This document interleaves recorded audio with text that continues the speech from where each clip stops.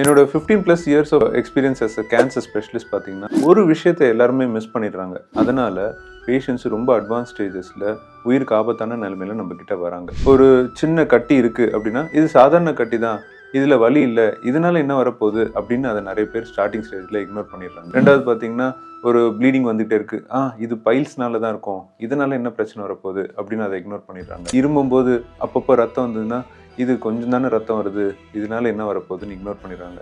So இதனால breast cancer starting ஸ்டேஜ்லையோ இல்லை ஒரு கோலோரெக்டல் கேன்சர் ஸ்டார்டிங் ஸ்டேஜ்லையோ இல்லை லங் கேன்சர் ஸ்டார்டிங் ஸ்டேஜில் கண்டுபிடிக்கிற ஒரு சூழ்நிலையை விட்டுடுறாங்க. உடம்புல எந்த ஒரு சின்ன பாதிப்பு இருந்தாலும் ரொம்ப நாள் அது இருந்ததுன்னா தயவு செஞ்சு உங்களுடைய டாக்டர் கிட்ட உடனடியாக பார்த்து அதுக்கு உண்டான டெஸ்ட் பண்ணிவிட்டு கேன்சர் இருக்கா இல்லையா அப்படின்றத நீங்கள் கிளியர்ஃபை பண்ணிக்கிட்டிங்கன்னா அர்லி ஸ்டேஜஸில் கண்டுபிடிக்கும் போது கேன்சர் க்யூர் பண்ணுறதுக்கு நிறைய வாய்ப்புகள் இருக்குது.